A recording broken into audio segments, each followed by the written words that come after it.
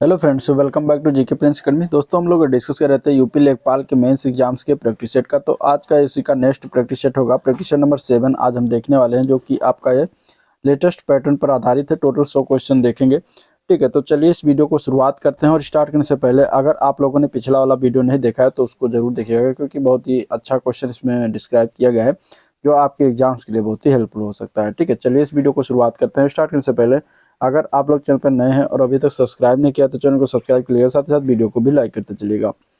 पहला क्वेश्चन लेंगे, दिया गया है कि प्राचीन वेद इनमें से कौन सा है। ठीक है, वेद के बारे में डिस्कस करेंगे, चारों वेद के बारे में एग्जाम पॉइंट ऑफ व्यू से देख लेंगे।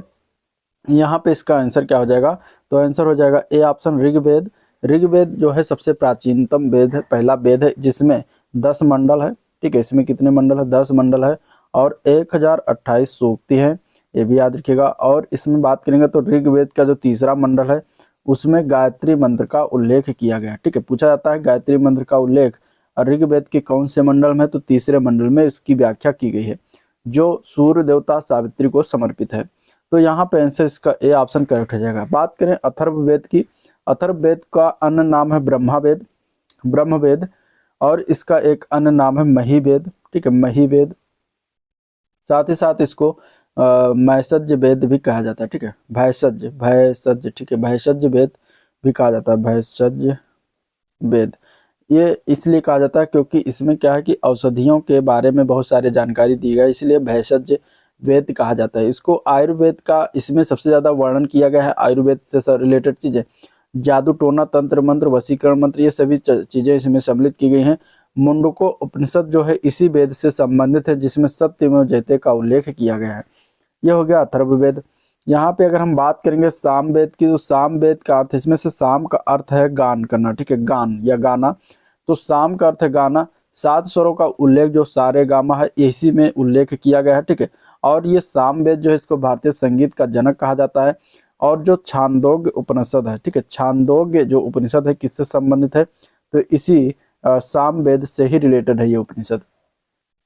इसके बाद यजुर्वेद की बात करें तो यजु जो है आगे, यजु का अर्थ क्या होता है, यजु का अर्थ होता है यज्ञ करना। ठीक है, यज्ञ, तो यजु का अर्थ होता है यज्ञ, और यज्ञ के नियम व विधान का संकलन जो है यजुर्वेद से संबंधित है। इसमें इससे अगर हम बात करेंगे तो यजुर्वेद एक ऐसा वेद है जो गद्य और पद्य दोनों में लिखा हुआ वेद है। जो इसके संबंधित जो उपनिषद है उसका नाम है ईशो उपनिषद। ठीक है, ईशो उपनिषद। और ये भी याद रखिएगा, इसका एक उपवेद है जिसका जिसका नाम है धनुर्वेद। धनुर्वेद में युद्ध कला से रिलेटेड चीजें इसमें धनुर्वेद में बातें कही गई, तो इसका एक उपवेद भी है। तो ये चीजें हो गई वेदों के बारे में। अगले प्रश्न की तरफ पढ़ेंगे। अगला प्रश्न है, गुरु ग्रंथ साहिब के संकलन को प्रमाणित किया था, किसने किया था। गुरु ग्रंथ साहिब का संकलन जो है इसको प्रमाणित किसके द्वारा किया गया था, बेसिकली ये बताना है। तो इसका आंसर क्या हो जाएगा, सी ऑप्शन, गुरु गोविंद सिंह ने जो है इसको इसके संकलन को प्रमाणित किया था। ठीक है, संकलन को कब प्रमाणित किया था, 1706 में प्रमाणित किया था गुरु गोविंद सिंह के द्वारा। ठीक है, इसी संकलन में शेख फरीद, संत कबीर, नामदेव, गुरु तेग बहादुर जैसे अन्य हस्तियों के बारे में जो है जोड़ा गया है, इनके लेखन को जोड़ा गया है। और आदि ग्रंथ को ही गुरु ग्रंथ साहिब के नाम से जाना जाता है, जिसकी रचना किसने किया था, तो इसकी रचना गुरु अर्जुन देव ने किया था। तो रचना की बात जब करेगा तब गुरु अर्जुन देव हो जाएगा, संकलन को प्रमाणित करने की बात जब करेगा तब गुरु गोविंद सिंह हो जाएगा। तो ये चीजें याद रखिएगा। ठीक है, यह पुस्तक किस लिपि में लिखी गई, तो गुरुमुखी लिपि में लिखा गया है बेसिकली, इसके बारे में भी ध्यान में रखिएगा। ठीक, तो हम सिख धर्म के बारे में कुछ चीजें जान लेते हैं, क्योंकि उससे रिलेटेड क्वेश्चन जो बनता है मोटा मोटा देख लेते हैं। 10 गुरु जो हैं सिख धर्म में, 10 गुरु हैं, तो उनके बारे में बेसिकली देख लेते हैं। पहले अगर हम बात करेंगे सिख धर्म की स्थापना, तो ये हुआ था 15वीं शताब्दी में। कब हुआ था इसकी स्थापना, 15वीं शताब्दी में हुआ था। किसने किया था, तो वो थे गुरु नानक देव। ठीक है, कौन थे, गुरु नानक देव, जिन्होंने सिख धर्म की स्थापना किया था। फिर गुरु नानक देव के द्वारा अगर हम बात करेंगे तो इन्होंने लंगर प्रथा और इसके अलावा इन्होंने संगत प्रथा, ये 2 प्रथा इन्होंने चलवाई थी। ठीक है, इन्होंने ही इसका जो है सबसे पहले प्रारंभ किया था। तो जो है स्थापना किसने किया, गुरु नानक देव के द्वारा किया गया। और इसमें अगर हम आगे देखें तो ये सिख धर्म की स्थापना हो गया। पवित्र ग्रंथ क्या है, पवित्र ग्रंथ अगर पूछा जाएगा सिख धर्म का, तो वो उसका नाम क्या है, तो उसका नाम क्या है, गुरु ग्रंथ साहिब, ठीक है, गुरु ग्रंथ साहिब जिसके बारे में क्वेश्चन था, गुरु ग्रंथ साहिब, इसके बारे में देख लेते हैं फिर क्वेश्चन की तरफ लौटेंगे थोड़ा। या इसको आदि ग्रंथ भी कहा जाता है, ये भी याद रखिएगा। आदि ग्रंथ किसको कहते हैं, तो इसी को कहते हैं जिसका संकलन जो है 1604 में गुरु अर्जुन देव के द्वारा लिखा गया था, ठीक है। किसने लिखा था, किसने रचा था, तो गुरु अर्जुन देव थे जिन्होंने इसको लिखा था। कब, 1604 ईस्वी में लिखा था। इसके बाद अगर हम बात करेंगे गुरुओं के बारे में, तो पहले गुरु हो गए, ठीक है, कौन, गुरु नानक देव। दूसरे गुरु कौन हुए, सेकंड गुरु कौन थे, उनका नाम क्या था, तो उनका नाम था गुरु अंगद। क्या नाम था, गुरु अंगद, ठीक है। अंगद जी जो थे, ये अंगद देव गुरु जी जो थे, ये दूसरे गुरु थे सिख धर्म के 1504 से लेकर 1552 ईस्वी तक। और इन्होंने जो है क्या किया, इनसे रिलेटेड जो क्वेश्चन बनता है वो पूछा जाता है। गुरुमुखी जो लिपि है उसका विकास, ठीक है, गुरुमुखी जो लिपि है उसका विकास किसने किया, तो इन्हीं के द्वारा किया गया था, ठीक है। गुरुमुखी लिपि का विकास इन्हीं गुरु अंगद देव के द्वारा किया गया था। दूसरे गुरु के बाद हम देखते हैं तीसरा गुरु। तीसरे गुरु का नाम क्या था, तो उनका नाम था गुरु अमरदास। क्या नाम था, गुरु अमरदास, ठीक है। अमरदास जो थे ये तीसरे गुरु थे सिख धर्म के। और इनसे रिलेटेड जो क्वेश्चन बनता है याद रखिएगा, वो है मंजी प्रथा। मंजी प्रथा की शुरुआत किसने किया, तो इन्हीं के द्वारा किया गया। आनंद कारज, ठीक है, आनंद कारज यानी कि आनंद कारज क्या है, आनंद कारज है विवाह पद्धति। तो आनंद कारज की शुरुआत भी इन्हीं के द्वारा किया गया, ठीक है। तो ये दो चीजें इनसे रिलेटेड याद रखिएगा। इसके बाद तीसरे हो गए। अब हम देखते हैं चौथे गुरु के बारे में। चौथे गुरु जो थे उनका नाम क्या था, चौथे गुरु का नाम क्या था, चौथे गुरु का नाम था गुरु रामदास। क्या नाम था, गुरु रामदास, ये चौथे गुरु हुए। और ये चौथे गुरु इन्होंने क्या करवाया, ये क्यों प्रसिद्ध हैं, तो इन्होंने अमृतसर, ठीक है, अमृतसर जो है, अमृतसर नगर, उसकी स्थापना इन्हीं के द्वारा ही किया गया था, ठीक है, इन्हीं के द्वारा ही करवाया गया था, ठीक है। इसके बाद आ जाते हैं पांचवें गुरु। पांचवें गुरु का नाम क्या है, पांचवें गुरु का नाम है गुरु अर्जुन देव। गुरु अर्जुन देव जो थे वो पांचवें गुरु थे। और इनके अगर हम बात करेंगे, इनके जो फेमस क्या है, तो इन्होंने स्वर्ण मंदिर का निर्माण करवाया। स्वर्ण मंदिर जो है इन्हीं के द्वारा निर्माण करवाया गया, ठीक है। स्वर्ण मंदिर का निर्माण किसके द्वारा करवाया गया, अर्जुन देव के द्वारा। और इन्हें एक मुगल बादशाह था जहांगीर, जिसके द्वारा इन्हें मृत्युदंड की सजा दी गई, ठीक है, मृत्युदंड जहांगीर के द्वारा दिया गया। तो ये भी पूछा जाता है एग्जाम में, तो इसको भी ध्यान में रखिएगा, ठीक है। इसके बाद पांचवें हो गए, फिर हम देखते हैं छठवें गुरु। छठवें गुरु की बात करेंगे तो उनका नाम क्या है, छठवें गुरु का नाम है गुरु हरगोविंद, ठीक है, हरगोविंद। गुरु हरगोविंद जो है वो छठे गुरु थे। और छठवें गुरु इनसे क्या रिलेटेड है, क्या चीजें इंपॉर्टेंट जो देख लेते, तो इन्होंने सैन्य संगठन की शुरुआत की थी। सैन्य संगठन की शुरुआत इन्होंने ही किया था गुरु हरगोविंद के द्वारा। सैन्य संगठन की शुरुआत गुरु हरगोविंद ने किया था। और इन्होंने अकाल तख्त का निर्माण करवाया, ठीक है। अकाल तख्त का निर्माण किसके द्वारा करवाया गया, तो इन्हीं गुरु हरगोविंद के द्वारा करवाया गया, ठीक है। फिर आ जाते हैं सातवें गुरु पर। सातवें गुरु से रिलेटेड अगर हम बात करें, नाम क्या है, तो गुरु हर राय, ठीक है, गुरु हर राय इनका नाम है। और ये हुए सातवें गुरु। और ये कौन थे, ये बाल गुरु थे, ठीक है। इन्हें बाल गुरु कहा गया क्योंकि ये सबसे कम उम्र के गुरु बने गए थे, तो इन्हें बाल गुरु पूछा जाएगा तो गुरु हर राय हो जाएगा। फिर अब आठवें गुरु कौन थे, आठवें गुरु का नाम क्या था, आठवें गुरु जो थे उनका नाम था गुरु हर किशन। क्या नाम था, हर किशन, ठीक है, गुरु हर किशन।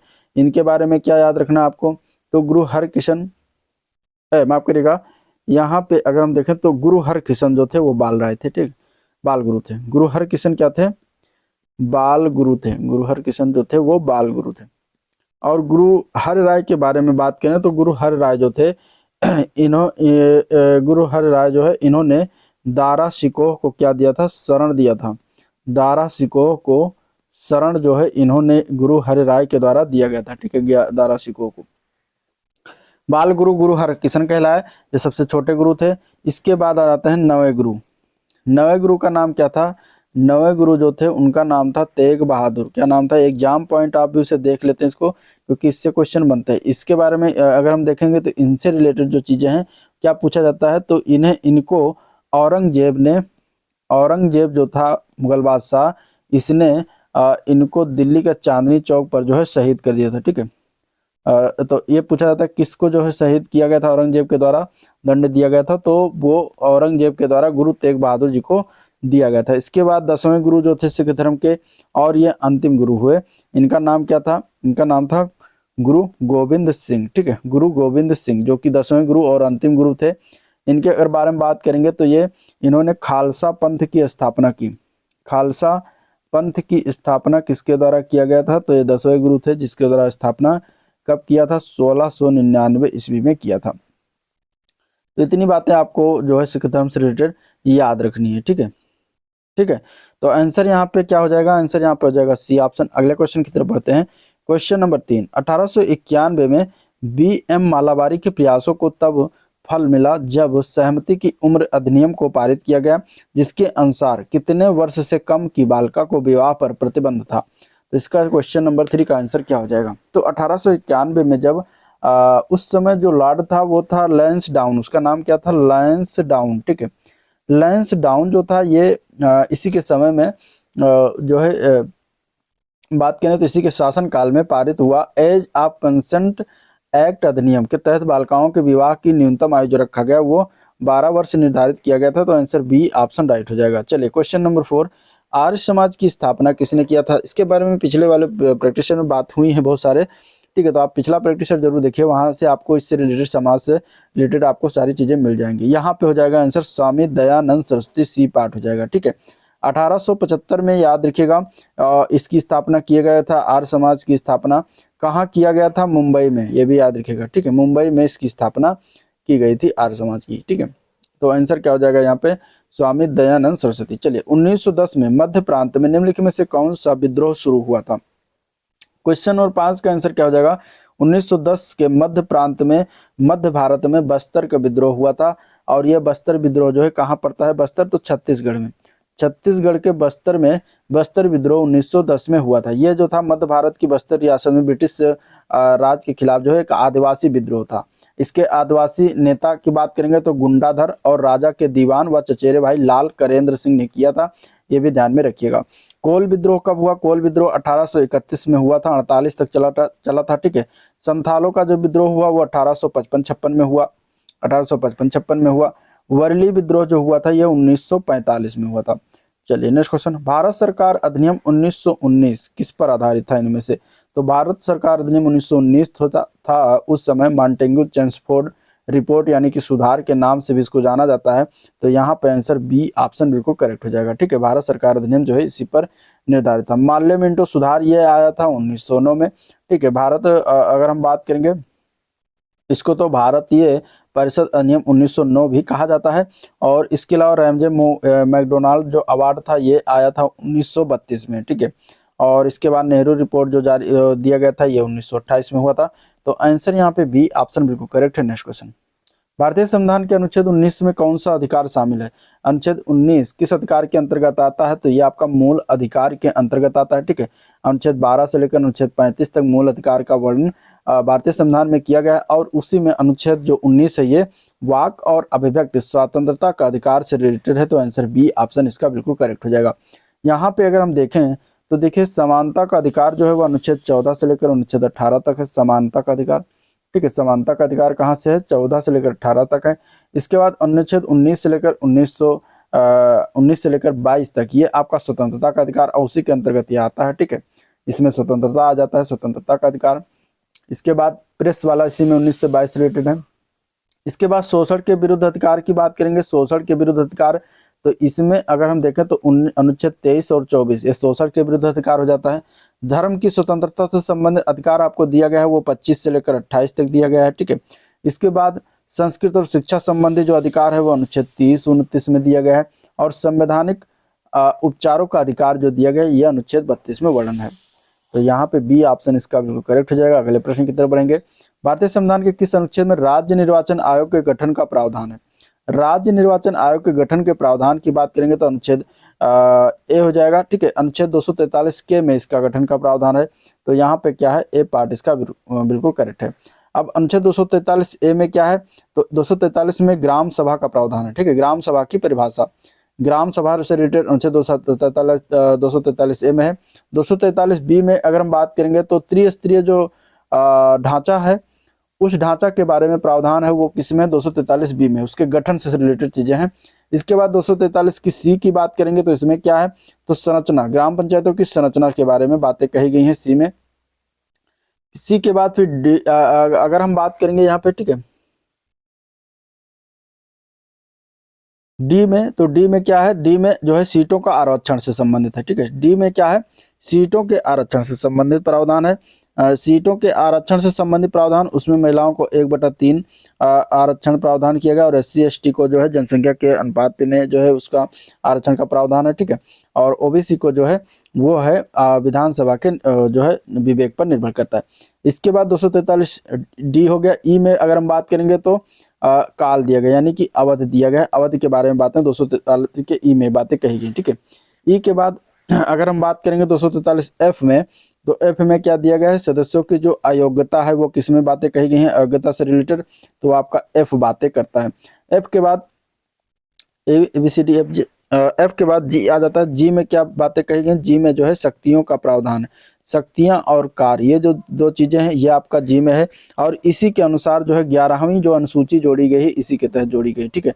11वीं अनुसूची में जो कार्य से संबंधित विषय जोड़े गए 29 विषय, तो इसी से रिलेटेड है। जी के बाद आपका आ जाता है एच। एच में 243 एच में जो है कर लगाने की शक्ति, पंचायतों को कर लगाने की शक्ति का प्रावधान जो है वो आपका एच प्रावधान करता है, ठीक है, कर लगाने की शक्ति जो है देता है, एच देता है। इसके बाद एच के बाद आई। आई में क्या है, तो आई में राज्य वित्त आयोग, राज्य वित्त आयोग का गठन का प्रावधान 243 के आई में है, ठीक है। आई के बाद क्या जाता है, आई के बाद जे आ जाता है, ठीक है, और जे में क्या है, लोग लेखा जोखा से संबंधित है, ठीक है, अकाउंट, जो ग्राम पंचायत के अकाउंट है, ग्राम पंचायत का खाता है, तो उनसे संबंधित चीजें किसमें बातें कही गई हैं, तो वो है आपका जे में, क्या है, जे में है, ठीक है। इसके बाद के 243 के में क्या है, तो चुनाव प्रक्रिया जो है वो 243 के में वर्णन है। इसके बाद आई जे के एल। एल में है संघ राज्य क्षेत्र पर लागू होना, ये आपका किस में है, ये आपका एल में बातें कहा गया है। और आई जे के बाद एम। एम आ जाता है। एम में क्या है, एम में जो है नागालैंड, मेघालय, मिजोरम में जो है लागू ना होना, उस पर बातें करता है, ठीक है। इसके बाद एन आ जाता है 243। एन में अगर हम बात करेंगे तो विद्यमान जो विधियां हैं उनका बने रहना, ठीक है, ये एन की बात करता है, ठीक है, जो विधि है अभी वर्तमान में वो क्या है, बने रहना, ये इसका प्रावधान कौन करता है, एन करता है। इसके बाद ओ 243 ओ में अगर हम बात करेंगे तो न्यायालयों के हस्तक्षेप पर रोक, ठीक है, न्यायालयों का हस्तक्षेप जो होता है वो उस पर भी रोक करने का प्रावधान जो है ओ में बातें करता है। तो ये चीजें हैं। आंसर यहाँ पे क्या हो जाएगा, ए पार्ट हो जाएगा। नेक्स्ट क्वेश्चन, निम्न में से किस ग्रह के सबसे अधिक प्राकृतिक उपग्रह है, तो यहाँ पे इसका आंसर क्या है, करेक्ट, तो सी ऑप्शन हो जाएगा। शनि जो उपग्रह है ये सबसे क्या है, इसमें सबसे ज्यादा उपग्रह है शनि ग्रह के, तो आंसर सी ऑप्शन राइट है। चलिए, तनामी रेगिस्तान निम्नलिखित में से किस देश में स्थित है, तनामी रेगिस्तान की बात करेगा तो यहाँ पे सी ऑप्शन हो जाएगा, ऑस्ट्रेलिया में पड़ता है, ठीक है। द ग्रेट सैंडी रेगिस्तान के पूर्व में तनामी रेगिस्तान पड़ता है, आंसर सी हो जाएगा। अगले प्रश्न की तरफ बढ़ेंगे, क्वेश्चन नंबर 11, निम्नलिखित में से कौन सा पारिस्थितिक तंत्र के लिए सत्य है, इनमें से पारिस्थितिक तंत्र के लिए बात करेंगे तो ऊर्जा का परिवाह और खनिजों का चक्रण दोनों पारिस्थितिक तंत्र के लिए सही है, तो यहाँ पे ए पार्ट इसके लिए बिल्कुल करेक्ट हो जाएगा। पारिस्थितिक तंत्र पारिस्थितिक समुदाय की एक इकाई है जो जैविक, भौतिक और रासायनिक घटकों से जो है निर्मित होती है। और यहाँ पे अगर हम बात करेंगे तो जो विभिन्न पोषण स्तर पर जो खाद्य श्रृंखला में ऊर्जा का स्थानांतरण जो होता है उसको ऊर्जा का प्रवाह कहते हैं, तो इन दोनों का जो है जरूरत है। यहाँ पे आंसर क्या है, ए पार्ट करेक्ट हो जाएगा। नेक्स्ट क्वेश्चन, निम्नलिखित में से कौन सा बहुलक जैव निम्नीकृत नहीं किया जा सकता इनमें से, तो सेल्यूलोज ये जैव निम्नीकृत पदार्थ है, स्टार्च भी है, प्रोटीन भी है, पीवीसी नहीं है। जैव निम्नीकृत पदार्थ क्या कहते हैं, क्या होते हैं, तो जो प्राकृतिक एजेंट ऐसे जैसे कवक, बैक्टीरिया आदि की सहायता से विघटित हो जाते हैं उन्हें क्या कहते हैं, जैव निम्नीकृत पदार्थ कहते हैं। सेलुलोज हो गया, स्टार्च हो गया, प्रोटीन हो गया, जबकि वह पदार्थ जो प्राकृतिक प्रक्रियाओं के माध्यम से जो है विघटित नहीं होते उन्हें गैर जैव निम्नीकृत पदार्थ कहा जाता है। जैसे धातु हो गया, ठीक है, धातु के स्क्रैप हैं, पीवीसी हो गया, पीवीसी प्लास्टिक की बात करेंगे, प्लास्टिक है वो भी नहीं होता, तो पीवीसी क्या है, पॉलीविनाइल क्लोराइड है, इसका फुल फॉर्म होता है, जो कि ये जैव निम्नीकृत नहीं होता। चलिए नेक्स्ट क्वेश्चन, निम्नलिखित में से कौन से वन अधिनियम ने भारत के वनों को आरक्षित, संरक्षित और ग्रामीण वनों में विभाजित किया, इनमें से, तो ये था भारतीय वन अधिनियम 1878, तो उसी के अनुसार ये विभाजित हुआ था, तो आंसर ए पार्ट इसका याद रखिएगा हो जाएगा डी पार्ट, आंसर 13 का डी हो जाएगा। नेक्स्ट क्वेश्चन, कार्टाजेना शहर जो जैव सुरक्षा प्रोटोकॉल के प्रसिद्ध है कहाँ पर स्थित है? कार्टाजेना शहर अगर इनमें से देखा जाए तो हो जाएगा आंसर ई ऑप्शन, उपरोक्त में से कोई नहीं, क्योंकि यह शहर जो पड़ता है वो दक्षिणी अमेरिका में पड़ता है। ठीक है, दक्षिणी अमेरिका का एक कोलंबिया है, कोलंबिया में पड़ता है। ठीक है, कोलंबिया शहर, तो कोलंबिया में कार्टाजेना शहर है, तो यहाँ पे आंसर हो जाएगा ई ऑप्शन, उपरोक्त में से कोई नहीं। ठीक है, ये जो प्रोटोकॉल था 11 सितंबर 2003 से प्रभावी हुआ था। आंसर यहाँ पे क्या हो जाएगा? ई ऑप्शन है। नेक्स्ट क्वेश्चन, उत्तर प्रदेश का निम्नलिखित में से कौन सा जिला इस राज्य के अन्य जिलों से घिरा हुआ यानी किसी भी अन्य राज्य या देश के साथ सीमा साझा नहीं करता है? इनमें से कौन सा जिला है? तो वो जिला है हरदोई। पूछा गया क्वेश्चन है, सी ऑप्शन इसका करेक्ट हो जाएगा। ठीक है, क्योंकि हरदोई जो है, हरदोई के पूर्व में सीतापुर, पश्चिम में अगर हम बात करेंगे फर्रुखाबाद और कन्नौज, उत्तर में लखीमपुर खीरी और शाहजहांपुर, दक्षिण में उन्नाव और लखनऊ जिलों से घिरा हुआ है। तो आंसर यहाँ पे सी हो जाएगा। नेक्स्ट क्वेश्चन, सूर सरोवर पक्षी अभ्यारण्य कीथम झील किसका प्राकृतिक आवास है? सूर सरोवर पक्षी अभ्यारण्य में कीथम झील जो है किसका प्राकृतिक आवास है, ये बताना। तो यहाँ पे आंसर क्या हो जाएगा? तो ये जो होता है ये सारस, क्रेन और चित्तीदार जो गिद्ध हैं इसका प्राकृतिक आवास है। तो आंसर क्या हो जाएगा? ए पार्ट हो जाएगा। ये कहाँ पर पड़ता है ये झील? तो आगरा शहर। ठीक है, आगरा जिले में ये पड़ता है। नेक्स्ट क्वेश्चन, चुंबकीय यानी कि मैग्नेटिक डिस्क की भंडारण क्षमता यानी कि स्टोरेज जो कैपेसिटी है किस पर निर्भर नहीं करती, इनमें से बताना। तो डिस्क सतह से डिस्क पैक पर निर्भर करती है, सतह के प्रति इंच ट्रैक पर इस पर भी निर्भर करती है, ट्रैक के प्रति इंच बिट्स पर इस पर भी निर्भर करती है, डिस्क की गति पर तो इस पर निर्भर नहीं करती। तो आंसर क्या हो जाएगा? डी ऑप्शन हो जाएगा। ठीक है, आंसर क्या हो जाएगा? डी ऑप्शन हो जाएगा। चलिए नेक्स्ट क्वेश्चन, एंड्रॉइड ऐप्स बनाने के लिए मुख्य रूप से किस प्रोग्रामिंग भाषा का प्रयोग किया था? अब एंड्रॉइड ऐप अगर बनाना है आपको तो उसके लिए एक अलग प्रोग्रामिंग लैंग्वेज होता है जिसका नाम है कोटलिन। ठीक है, कोटलिन जो होता है एंड्रॉइड ऐप डेवलपमेंट के लिए जो है आधिकारिक भाषा के रूप में अपनाई जाती है। इसके अतिरिक्त जावा भी होता है जिसके थ्रू जो है आप एंड्रॉइड ऐप बनवा सकते हैं या बनाया जाता है, बनाने के लिए उपयोग किया जाता है। बाकी स्विफ्ट है और ऑब्जेक्टिव सी है, ये मुख्य रूप से iOS जो है iOS ऐप डेवलपमेंट के लिए उपयोग किया जाता है। पर्ल का उपयोग, पर्ल भी एक लैंग्वेज है, पर्ल का उपयोग समान रूप से स्क्रिप्टिंग और टेक्स्ट प्रोसेसिंग के लिए करते हैं। चलिए, भारत में कन्याकुमारी की अवस्थिति कहाँ पर होगी? कन्याकुमारी सबसे दक्षिण भारत में स्थित है। ठीक है, दक्षिण भारत में सबसे स्थित है कन्याकुमारी की अगर बात करेंगे। कन्याकुमारी कहाँ पर स्थित है? तो दक्षिण भारत में स्थित है। अगर हम बात करेंगे तो कन्याकुमारी यहाँ पर पड़ता है। ठीक है, यहाँ पर सबसे नीचे, इधर श्रीलंका है, इधर बीच में। तो ये अब इसकी अवस्थिति बताना, भूमध्य रेखा के दक्षिण में, कर्क रेखा के उत्तर में। तो कर्क रेखा यहाँ से गुजरती है। ठीक है, कर्क रेखा यहाँ से गुजरती है, तो उत्तर तो इस साइड हो जाएगा, दक्षिण साइड हो जाएगा, तो ये तो होगा नहीं।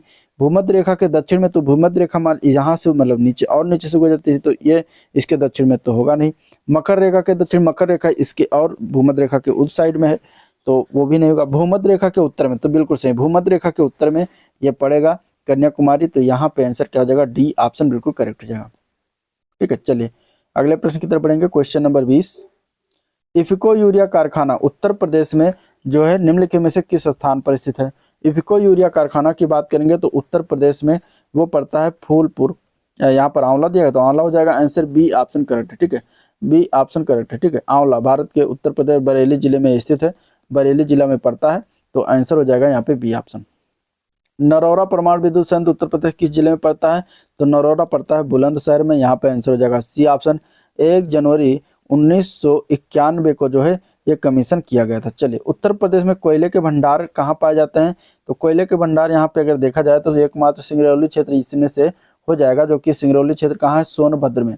ठीक है, तो यहीं पर जो है आपका उत्तर प्रदेश में सबसे ज्यादा कोयले का भंडार पाया जाता है। तो आंसर यहाँ पे बी ऑप्शन करेक्ट है। अगला प्रश्न, पंचमहल इनमें से किस भारतीय शहर में स्थित है? पंचमहल जो है यह पड़ता है फतेहपुर सीकरी में। ठीक है, आंसर डी ऑप्शन हो जाएगा। इसकी स्थापना किसके द्वारा किया गया था? तो अकबर ने इसकी स्थापना की थी पंचमहल की। तो यहाँ पे आंसर इसका डी पार्ट करेक्ट है। नेक्स्ट क्वेश्चन, प्रसिद्ध संगीतकार तानसेन जो थे ये किस सम्राट के दरबार में संगीतकार थे? ठीक है, तानसेन संगीतकार अगर हम बात करेंगे तो ये नवरत्नों में से एक अकबर के दरबार में रहते थे। आंसर यहाँ पे डी ऑप्शन इसका करेक्ट हो जाएगा। ठीक है, अगला क्वेश्चन, जौनपुर के सरकी वंश का अंतिम शासक का नाम बताना है, क्या था? तो जो जौनपुर का सरकी वंश का अंतिम शासक जो था उसका नाम था हुसैन शाह। क्या नाम था? हुसैन शाह। यहाँ पे ए पार्ट इसका करेक्ट हो जाएगा। ठीक है, और सरकी वंश की स्थापना कब की गई थी? तो इसकी स्थापना मलिक सरवर के द्वारा 1394 ईस्वी में किया था इसने। ठीक है, और यहाँ पे जौनपुर की स्थापना अगर हम बात करेंगे, जौनपुर की स्थापना की तो फिरोज शाह तुगलक ने अपने चचेरे भाई मोहम्मद बिन तुगलक की याद में किया था, जिसका वास्तविक नाम जौना खां था। तो दोनों में याद रखिएगा, यहाँ पे आंसर ए पार्ट राइट हो जाएगा। नेक्स्ट क्वेश्चन, उत्तर प्रदेश में राष्ट्रीय कथक संस्थान कहाँ पर अवस्थित है? राष्ट्रीय कथक संस्थान की बात करेंगे तो ये कहाँ पर पड़ता है? तो उत्तर प्रदेश की राजधानी लखनऊ में है। आंसर बी ऑप्शन इसका बिल्कुल करेक्ट हो जाएगा। कवि काका हाथरसी की कौन सी फिल्म ब्रज भाषा में बनाई गई थी, इसका नाम बताना है। तो ये उस फिल्म का नाम क्या था? उस फिल्म का नाम था जमुना किनारे। ठीक है, आंसर सी ऑप्शन करेक्ट हो जाएगा। कवि काका हाथरसी जो थे 1906 में इनका जन्म हुआ और 1995 में इनका जो है निधन हुआ था। इनका असली नाम क्या था? तो प्रभुलाल गर्ग था इनका असली नाम। और काका जी को पद्मश्री सम्मान से 1985 में जो है इनको सम्मानित किया गया था। चलिए, निम्नलिखित में से कौन सा एक उत्तर प्रदेश का लोक नृत्य है इनमें से? तो सिगमो घोड़े मोडनी जैता। यहाँ पे उत्तर प्रदेश के लोक नृत्य की बात करेंगे बेसिकली तो हो जाएगा यहाँ पे डी ऑप्शन। ठीक है, जैता जो है बुंदेलखंड क्षेत्रों में ये लोक नृत्य है। और इसके अलावा सिगमो घोड़े मोडनी जो है ये तीनों गोवा का लोक नृत्य है। ठीक है, गोवा का लोक नृत्य है। और यहाँ पे तो ये तीनों गलत हो जाएगा, आंसर हो जाएगा डी ऑप्शन। चलिए, सूरज कुंड मेला जिसे अंतर्राष्ट्रीय शिल्प मेला भी कहा जाता है कहाँ पर आयोजित किया जाता है? तो सूरज कुंड मेला जो है हरियाणा राज्य में आयोजित होता है। शिल्प मेला है, एक वार्षिक शिल्प मेला है। तो आंसर यहाँ पे ए पार्ट इसका करेक्ट हो जाएगा। लखनऊ घराने की नींव किस उस्ताद के द्वारा रखा गया था? लखनऊ घराने की नींव जो है ये बख्शू खां, उस्ताद बख्शू खां ने रखा था। ठीक है, तो यहाँ पे आंसर क्या है? इसका बी ऑप्शन राइट है। चलिए, उत्तर प्रदेश राज्य में गढ़ मेला प्रतिवर्ष कहाँ पर आयोजित होता है? उत्तर प्रदेश राज्य में गढ़ मेला की बात करेंगे तो प्रतिवर्ष लगता है गढ़ मुक्तेश्वर में। सी ऑप्शन बिल्कुल करेक्ट हो जाएगा। ठीक है, ये कहाँ पड़ता है, किस जिले में पड़ता है? तो हापुड़ जिला, याद रखिएगा। हापुड़ जिले में गढ़ मुक्तेश्वर जो है किस नदी के किनारे हापुड़ जिला स्थित है? तो गंगा नदी के किनारे, वहीं पर यह मेला भी लगता है। गंगा जी का मंदिर भी है। प्रतिवर्ष गढ़ का मेला यहीं पर आयोजित होता है। सबसे अधिक अगर मेला जाए एक साल में तो वो हो जाएगा मथुरा जिला में, 86 मेला लगता है सबसे अधिक पूरे एक साल में। और इधर हम बात करेंगे अगले क्वेश्चन की। अगला प्रश्न क्या है? क्वेश्चन नंबर 32, अमीर खुसरो द्वारा रचित कविता छाप तिलक सब छीनी किस भाषा में लिखा है? ठीक है, किसने रचा है? ये अमीर खुसरो ने। ये ब्रज भाषा में लिखा गया है। यहाँ पे सी ऑप्शन इसका बिल्कुल करेक्ट हो जाएगा। उत्तर प्रदेश किस क्षेत्रीय परिषद का सदस्य बताना है? तो उत्तर प्रदेश जो आता है वो मध्य क्षेत्रीय परिषद में आता है। यहाँ पे सी ऑप्शन जाएगा। ठीक है, मध्य क्षेत्रीय परिषद में उत्तर प्रदेश के अलावा मध्य प्रदेश, उत्तराखंड और छत्तीसगढ़ और राज्य आते हैं। किस वर्ष काम के बदले अनाज कार्यक्रम को पुनः संगठित कर राष्ट्रीय ग्रामीण रोजगार कार्यक्रम के रूप में प्रारंभ किया गया था? तो ये प्रारंभ किया गया था 1980 में। आंसर डी ऑप्शन राइट हो जाएगा।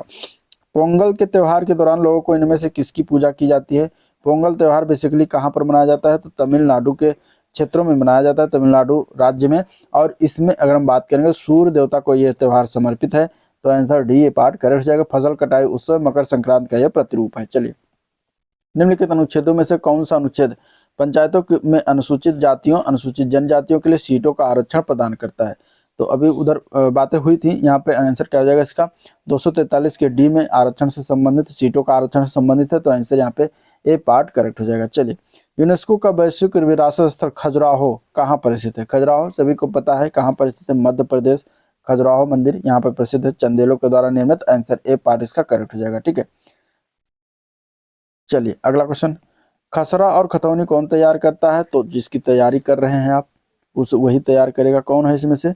तो कानूनगो या लेखपाल। आंसर क्या हो जाएगा? सी ऑप्शन बिल्कुल करेक्ट हो जाएगा। नेक्स्ट क्वेश्चन देखते हैं, जब कोई सरकारी पत्र, कार्यालय ज्ञापन या ज्ञापन एक साथ अनेक परिस्थितियों को भेजा जा रहा हो तब उसे क्या कहा जाएगा? तो तब उसको कहते हैं परिपत्र। क्या कहते हैं? परिपत्र कहते हैं। आंसर यहाँ पे डी पार्ट। इसका एक अन्य नाम गश्ती पत्र भी है, ये भी याद रखिए, गश्ती पत्र। निम्नलिखित में से कौन सा समूह सही नहीं है? अगला क्वेश्चन बताना है। इनमें से ओष्ठ व्यंजन पाफा बाभा सही है बिल्कुल, कंठ व्यंजन काखा गाघा बिल्कुल सही है, वत्सर ना ला रा सा बिल्कुल सही है, मूर्धन जो दिया गया चाछा जाझा गलत है, क्योंकि मूर्धन में आता है टा वर्ग, टा वर्ग में टाठा डाढ़ा अड़ा, और इसके अलावा शाह ये वाला, और रा और री, और इसके अलावा जो है हा भी आता है जो मूर्धन व्यंजन होता है। ठीक है, नहीं हा नहीं आता आपके, तो इतने आते हैं, ये याद रखिए, टा वर्ग शा रा री, ये आपका हो जाता है मूर्धन व्यंजन। ठीक है, मूर्धन वर्ण, तो ये हो जाएगा। और चाछा जाझा जो है ये तालब में आता है। किस में आता है? तालब में आता है। चलिए, तो सी पार्ट हो जाएगा। नेक्स्ट क्वेश्चन, किसी अक्षर या शब्द पर विशेष बल देने के लिए किस चिन्ह का प्रयोग किया जाता है? तो इसके लिए हम इकहरा उद्धरण का चिन्ह लगाते हैं। आंसर ए पार्ट राइट हो जाएगा। ठीक है, इकहरा उद्धरण, यहाँ पे आंसर क्या हो जाएगा? ए पार्ट। चलिए, भाववाचक संज्ञा कितने प्रकार के शब्दों से बनाई जाती है? जो भाववाचक संज्ञा होती है कितने प्रकार के शब्दों से बनता है? तो 5 प्रकार के शब्दों से बनता है भाववाचक संज्ञा। उसमें पहला किससे बनाया जाता है? तो पहला जो बनाया जाता है वो जातिवाचक संज्ञाओं से बनाया जाता है। जातिवाचक संज्ञाओं से कैसे बनाएंगे? जैसे जातिवाचक संज्ञा है बूढ़ा, तो बूढ़ा से क्या बनता है? बुढ़ापा, तो बुढ़ापा एक भाववाचक संज्ञा हो गया। ये हो गया जातिवाचक संज्ञा से बना। दूसरा बनाया जाता है सर्वनाम से। उससे कैसे बनाते हैं? तो सर्वनाम है जैसे अपना, तो अपना से बन जाता है अपनापन, तो ये भी एक क्या हो जाएगा? भाववाचक संज्ञा हो जाएगा। सर्वनाम के बाद हम बनाते हैं विशेषण से। विशेषण से कैसे बनाएंगे? विशेषण जैसे चतुर शब्द विशेषण हो गया, तो इससे हम क्या बना देंगे? चतुरता, तो ये क्या हो जाएगा? आपका भाववाचक संज्ञा हो जाएगा। ठीक है, फिर इसके बाद अव्यय से भी बनाया जाता है। अव्यय से कैसे बनाते हैं? जैसे अव्यय शब्द है धिक, धिक शब्द क्या है? अव्यय है, और इससे हम भाववाचक संज्ञा बनाएंगे तो कैसे बन जाएगा? धिक्कार, तो धिक्कार शब्द भाववाचक संज्ञा हो जाएगा। ठीक है, या फिर दूर शब्द है, दूर से दूरी शब्द जो है भाववाचक संज्ञा हो जाएगा। फिर पांचवा आ जाता है क्रिया से बनाया जाता है। क्रिया से कैसे बनता है? जैसे चढ़ना शब्द क्रिया है, और इससे अगर हम भाववाचक शब्द बनाएंगे तो चढ़ाई शब्द क्या हो जाएगा? भाववाचक संज्ञा हो जाएगा। जैसे लिखना शब्द क्रिया है, लेकिन लिखना से लेख जब कर देंगे तो भाववाचक संज्ञा हो जाएगी। तो यहाँ पे 5 प्रकार से बनाया जाता है। सी ऑप्शन बिल्कुल करेक्ट है। अगले क्वेश्चन की तरफ बढ़ते हैं। इजराइल ने लड़ाई लड़ी, इस वाक्य में क्रिया कौन सा प्रकार? क्रिया के प्रकार के बताना है। लड़ाई लड़ी में कौन सी क्रिया है? तो यहाँ पे क्रिया जो है सेम है, लड़ाई और फिर लड़ी, यानी कि अगर हम बात करेंगे तो यहाँ पे सजातीय क्रिया हो जाएगा। ठीक है, जहाँ पे प्रयुक्त कर्म और क्रिया एक ही पद से या धातु से बने हो वहाँ सजातीय क्रिया हो जाते हैं। लड़ाई लड़ी में दोनों जो बना है, लड़ाई और लड़ी, ये लड़ धातु से बना है, तो यहाँ पे आंसर क्या हो जाएगा? सजातीय क्रिया। चलिए, जिस वाक्य में कर्ता की प्रधानता होती है, लिंग वचन कारक लिंग वचन कर्ता के अनुसार होते हैं, वह वाक्य क्या कहलाते हैं? तो जहाँ पे क्या होती है? कर्ता की प्रधानता हो वहाँ पे कर्तवाच हो जाता है। आंसर बी ऑप्शन राइट है। चलिए, एकार्थक शब्दों के संबंध में असंगत विकल्प बताना। अभिभाषण माने लिखित वाला भाषण, व्याख्यान मतलब मौखिक भाषण, बिल्कुल सही है। साहस प्राकृतिक शब्द, वीरता भय रहित शब्द, गलत है, क्योंकि साहस का अर्थ क्या होता है? साहस का अर्थ होता है मानसिक एवं नैतिक शक्ति, और वीरता का अर्थ होता है बहादुरी, शूरता और साहस। ठीक है, अभिनंदन, स्वागत, अभिवादन, प्रणाम, बिल्कुल सही। सभ्यता, भौतिक उन्नति, संस्कृति, आध्यात्मिक उन्नति, बिल्कुल सही। तो बी वाला गलत है, बाकी सारे गलत सही है। नेक्स्ट क्वेश्चन, विभू शब्द का पर्यायवाची बताना है। विभू शब्द का पर्यायवाची होता है आत्मा। आंसर सी हो जाएगा। यहाँ पे अगर हम देखें तो इसका अन्य पर्यायवाची प्रभु होता है, स्वामी होता है, ठीक है, ईश्वर होता है और परमेश्वर होता है। ये सभी इसके जो है क्या होता है? अन्य पर्यायवाची होते हैं। नेक्स्ट क्वेश्चन, अनूढ़ा शब्द में बताना है अर्थ और अनुरूप सही विकल्प बताना है। अनूढ़ा की अगर बात करेंगे तो अनूढ़ा किसको कहते हैं? तो अविवाहित महिला को अनूढ़ा कहा जाता है। आंसर यहाँ पे क्या हो जाएगा? डी ऑप्शन करेक्ट है। चलिए, नेक्स्ट क्वेश्चन, श्यामलाल जो गांधी गली में रहता है, मेरा मित्र है, किस प्रकार का वाक्य है? अब जो शब्द से जुड़ा हुआ है, एक उपवाक है श्यामलाल, फिर इसके बाद उपवाक है मेरा मित्र है। अब यहाँ पे एक उपवाक जो है आश्रित उपवाक है, तो इस प्रकार क्या हो जाता है? ये मिश्र वाक्य में हो जाता है। आंसर डी ऑप्शन बिल्कुल करेक्ट है। नेक्स्ट क्वेश्चन, उत्तर प्रदेश में बच्चे के जन्म पर कौन सा संस्कार किया जाता है? तो एक संस्कार है मुंडन संस्कार, जो कि जन्म के बाद किया जाता है। तो यहाँ पे आंसर बी ऑप्शन करेक्ट है। अगले क्वेश्चन की तरफ बढ़ेंगे। उत्तर प्रदेश दिवस किस तिथि को मनाया जाता है? सभी को पता है 24 जनवरी को मनाया जाता है। 24 जनवरी 2018 से सर्वप्रथम मनाया गया था, इसके बाद हर साल मनाया जा रहा है। तो सी ऑप्शन राइट हो जाएगा। किस शहर में स्क्वैश विश्व कप 2025 का आयोजन किया जाएगा? स्क्वैश विश्व कप 2025 का आयोजन हो चुका है, जो कि अभी 2026 चल रहा है। तो यहाँ पे आंसर क्या हो जाएगा? बी ऑप्शन, चेन्नई, और भारत के चेन्नई में हुआ था। चलिए, सुनामी किस भाषा का शब्द है? सुनामी शब्द भाषा बताना। सुनामी जो है जापानी शब्द है। आंसर यहाँ पे हो जाएगा बी ऑप्शन, जिसका अर्थ क्या होता है? बंदरगाह की लहरें। चलिए, चीन में उष्णकटिबंधीय चक्रवात को किस नाम से जाना जाता है? चीन में कहते हैं इसको टाइफून के नाम से। विली विली ऑस्ट्रेलिया में कहते हैं। यूएसए जो कहते हैं ये कहाँ पर कहते हैं? अमेरिका में। ठीक है, फान आप लोग बताइए कहाँ पर कहते हैं। चलिए, अगला क्वेश्चन, किसी श्रेणी में किसी मान की खोज करने और दूसरे कॉलम से संबंधित मान लौटाने के लिए किसी एक्सेल फंक्शन का प्रयोग कौन सा करेंगे? तो इसके लिए जो मान खोजा जाता है, मान को सर्च करने के लिए हम बी लुकअप यानी वर्टिकल लुकअप का प्रयोग करेंगे। ठीक है, किसी मान को पहली कॉलम में खोजता है और उसी पंक्ति से जो है कॉलम का मान लौटाता है। चलिए, एमएस वर्ड में फॉन्ट डायलॉग बॉक्स खोलने का शॉर्टकट क्या है? फॉन्ट डायलॉग बॉक्स की बात करेंगे तो कंट्रोल शिफ्ट प्लस एफ से खोल देंगे। इसको आप क्लिक करेंगे तो आपका फॉन्ट डायलॉग बॉक्स खुल जाएगा। चलिए, बैंकिंग के लिए यूएसएसडी सेवा, ठीक है, यूएसएसडी सेवा जो है कौन सा प्लेटफॉर्म प्रदान करता है? बैंकिंग के लिए यूएसएसडी मतलब अनस्ट्रक्चर्ड सप्लीमेंट्री सर्विस डेटा होता है, जो कि एक ऐसी टेक्निक होती है जो मोबाइल फ़ोन से बिना इंटरनेट के बैंकिंग सेवाओं का उपयोग करने की सुविधा देती है।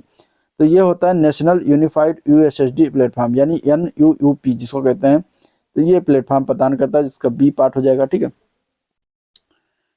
अब इसके माध्यम से आप क्या करेंगे, ग्राहक जो होता है मोबाइल में *99# ये जो नंबर है डायल करके निम्नलिखित सेवाएं ले सकते हैं, जैसे बैलेंस चेक करना, मिनी स्टेटमेंट देखना, पैसे ट्रांसफर करना, ये सभी सेवाएं इससे प्राप्त कर सकते हैं। अगला क्वेश्चन, निम्नलिखित में से कौन सा कंप्यूटर के माध्यम से दो यूजर्स के बीच वास्तविक समय संचार है? ठीक है, रियल टाइम जो है संचार, कम्युनिकेशन, रियल टाइम कम्युनिकेशन यहाँ बताना है। दो यूजर्स के बीच जो है कंप्यूटर के माध्यम से करा जाता है, किसके माध्यम से करा जाता है ये बताना है। तो वो होता है चैट, लाइव चैट करते हैं। तो ठीक है, तो रियल टाइम क्या होता है, रियल टाइम कम्युनिकेशन चलता है, तत्काल तुरंत मैसेज आता है, तुरंत आपको दिखाई देता है, तो लाइव चैट हो जाएगा इसका आंसर। जैसे एग्जाम्पल के तौर पर आप देखें व्हाट्सअप हो गया, टेलीग्राम है, मैसेंजर, ये सभी है। चलिए, IMPS का मतलब क्या है, इसका फुल फॉर्म बताना है।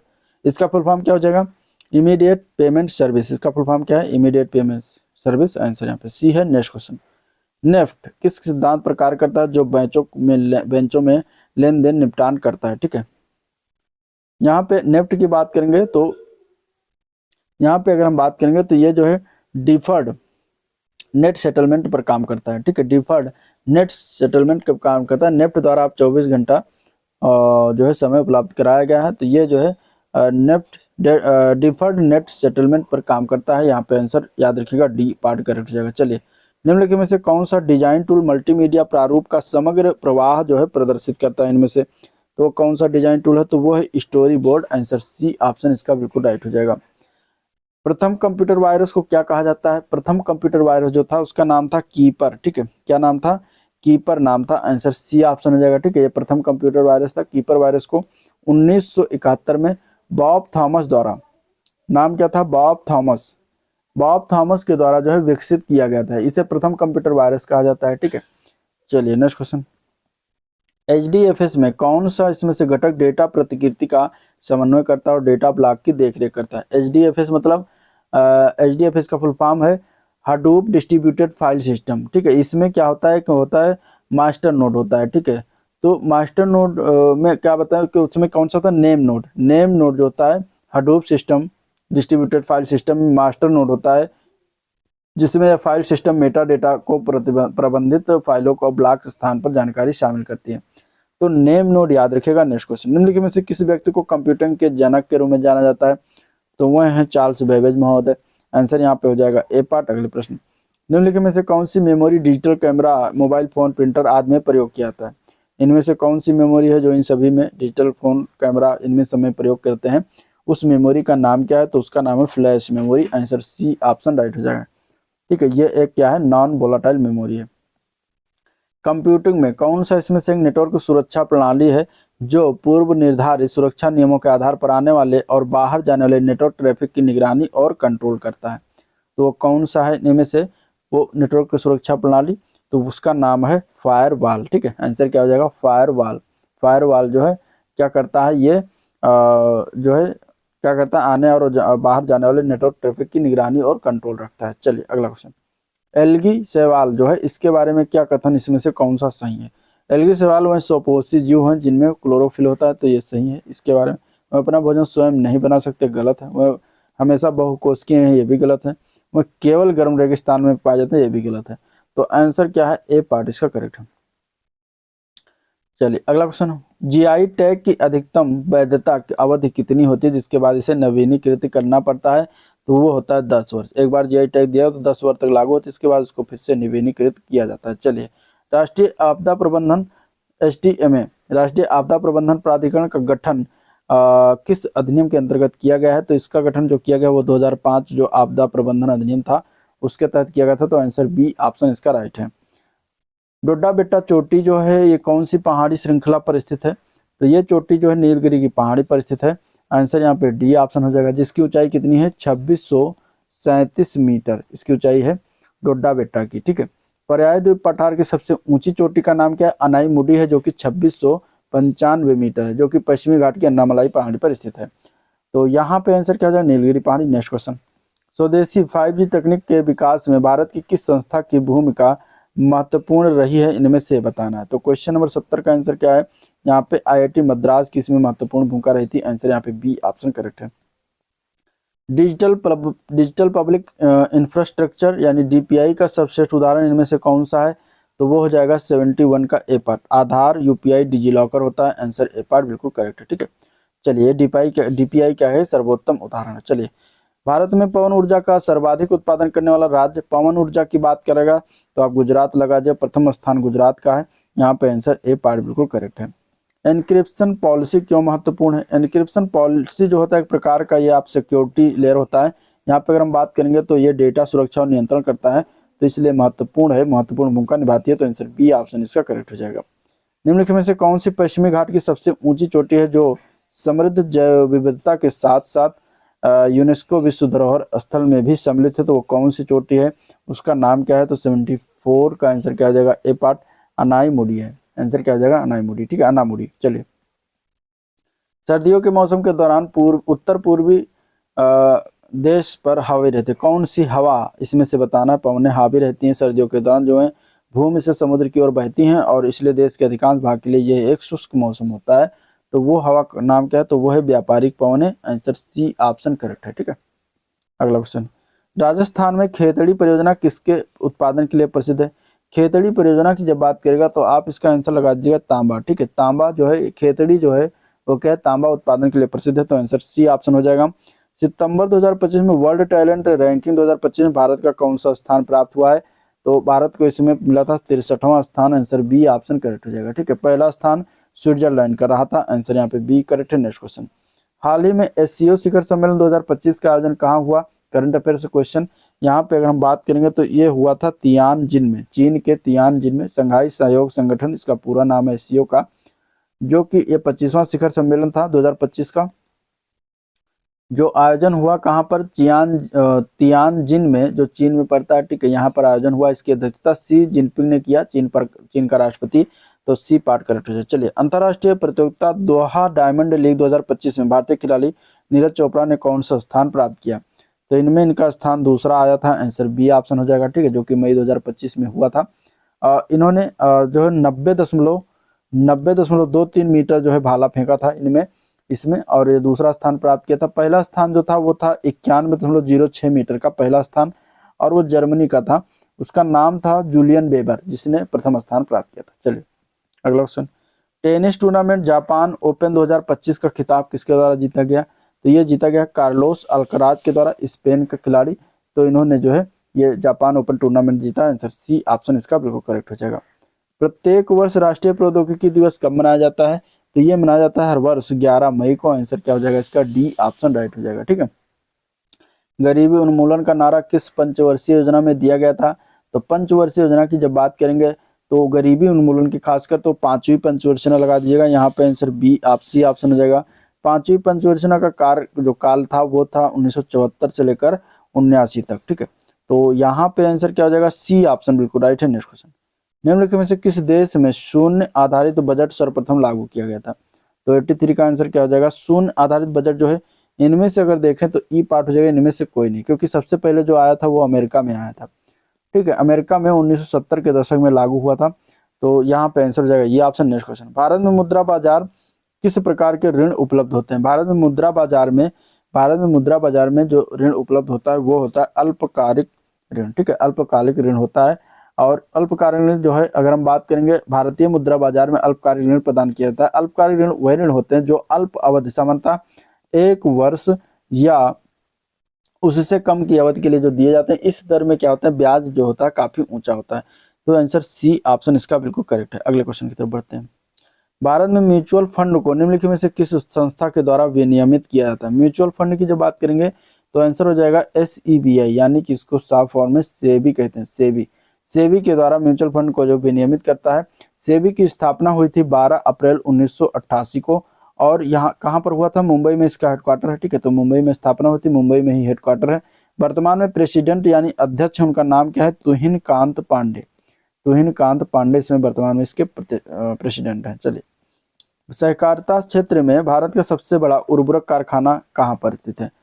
उर्वरक कारखाना की जब बात करेगा फूलपुर लगा, फूलपुर उत्तर प्रदेश में सबसे बड़ा, जो कि है प्रयागराज में फूलपुर में है, ठीक है, प्रयागराज में फूलपुर स्थित है, तो वहीं पर सबसे बड़ा उर्वरक कारखाना स्थित है। आंसर यहाँ पे ए पार्ट इसके लिए करेक्ट है। नेक्स्ट क्वेश्चन, भारत में भूमि सुधार का प्रमुख उद्देश्य क्या था? भारत में भूमि सुधार का मुख्य उद्देश्य की बात करेंगे तो सामंती भूमि संरचना को समाप्त करना इसका मुख्य उद्देश्य रहा था, तो यहाँ पे सी ऑप्शन इसका राइट हो जाएगा।